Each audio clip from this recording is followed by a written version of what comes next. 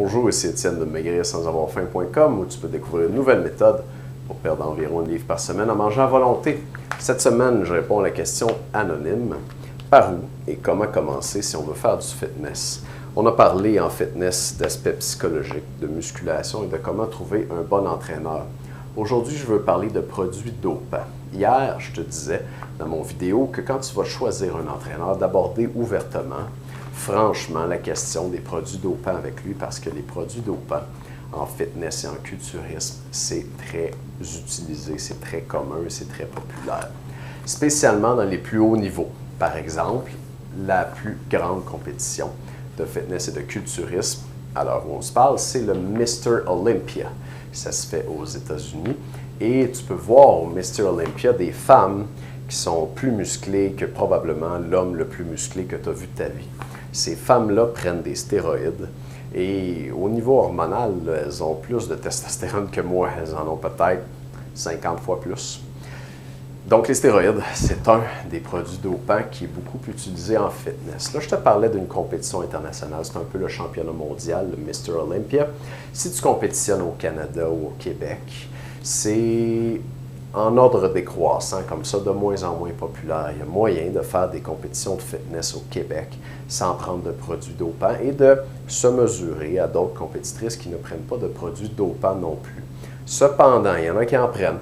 Et puis, c'est populaire dans le milieu, donc je pense que pour être bien informé, ça vaut la peine que je te parle de deux de ces produits dopants-là aujourd'hui, pour que tu puisses aussi arriver devant l'entraîneur que tu vas vouloir choisir, avoir l'air de savoir un peu de quoi tu parles. Donc, il va peut-être avoir moins envie de t'en passer une petite vite. Le premier produit dopant, je te l'ai dit, c'était les stéroïdes. Les stéroïdes ne sont pas juste utilisés par ces femmes-là qui sont plus musclées que des hommes, parce que ça dépend de la dose. C'est sûr que si tu prends énormément de stéroïdes, tu vas finir par avoir l'air de ça. Mais si tu prends juste un peu de stéroïdes, ce que ça va faire, c'est que ça va augmenter ta masse musculaire. C'est ce qu'on veut, même chez les femmes. On veut une plus grande masse musculaire, on veut des muscles plus saillants, plus découpés. Puis les stéroïdes, ça va aussi faire baisser ton pourcentage de gras. Ça fait maigrir les stéroïdes.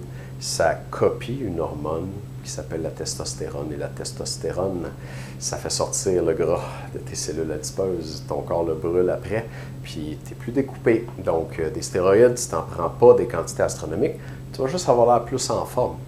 D'ailleurs, même à faible dose, ça devient très difficile de dire si quelqu'un a pris des stéroïdes ou non. Tu peux avoir 2 compétitrices sur une scène en fitness. Tu peux en avoir une qui s'entraîne très fort, qui s'entraîne très bien et qui mange très bien. Tu peux en avoir une autre qui s'entraîne un peu moins fort, un peu moins bien, qui ne mange pas très bien, mais qui a pris un peu de stéroïdes. Et les compétitrices vont se ressembler au niveau de leur physique. Donc, les stéroïdes comme tels, ça ne va pas nécessairement donner une apparence énorme. Et malheureusement, même dans les compétitions supposément testées au naturel au Québec, je peux dire qu'il y a des femmes en fitness qui prennent des produits dopants, incluant les stéroïdes.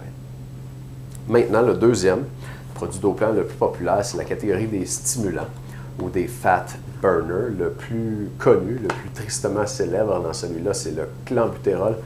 Le clenbuterol qui est un médicament pour l'asthme et qui fait fondre, si on veut. Moi, j'ai un entraîneur que je respecte beaucoup, américain, qui s'appelle Lyle McDonald, qui n'entraîne pas vraiment le compétiteur de fitness lui-même, mais qui se connaît quand même raisonnablement en produits dopants.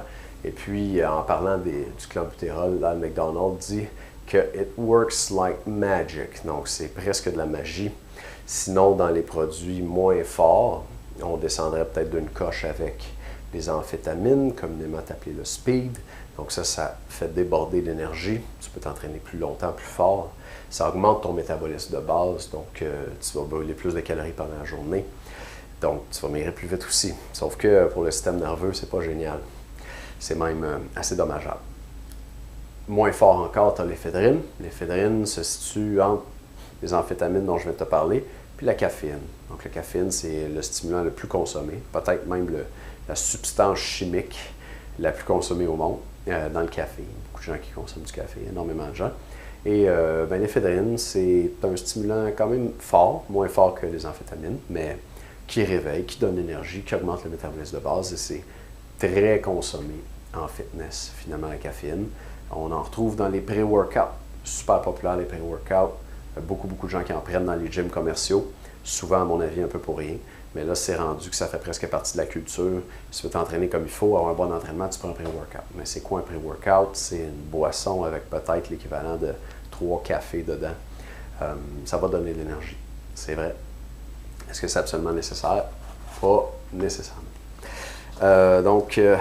Comme je te dis, malheureusement, c'est très populaire, les produits dopants en fitness, spécialement au plus haut niveau de compétition.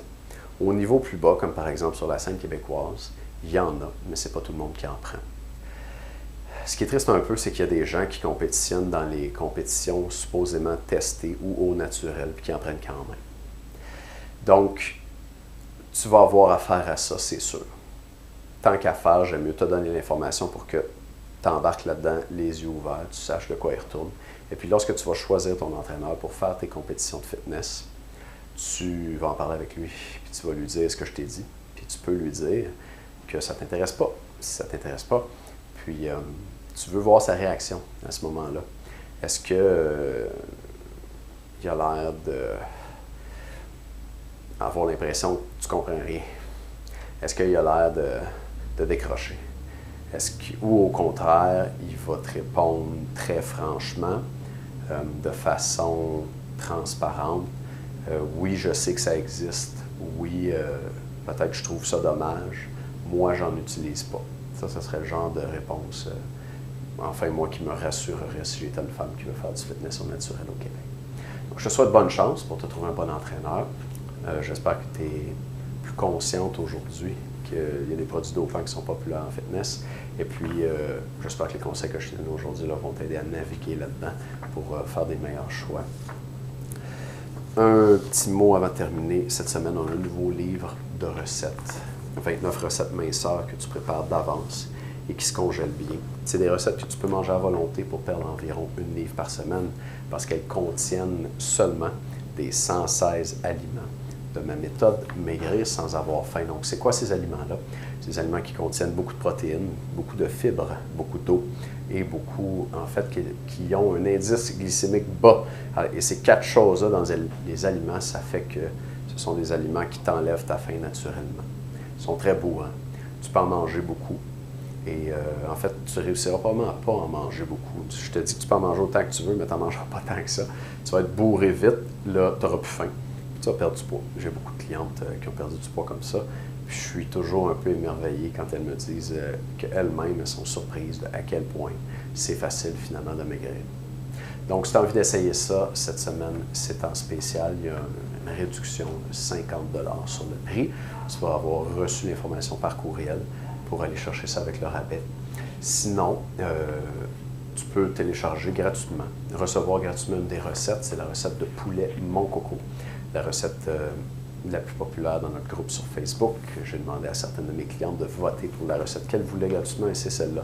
Alors, si tu as voté, il faut chercher la recette. L'information dans le courriel que tu as probablement reçu aujourd'hui. Si tu ne reçois pas mes courriels, je t'invite à aller sur maigrirsansavorfaim.com et à me laisser ton courriel sur la page qui est là pour recevoir toutes mes capsules avec mes trucs pour maigrir sans avoir faim presque à tous les jours. Merci beaucoup de m'écouter. À bientôt.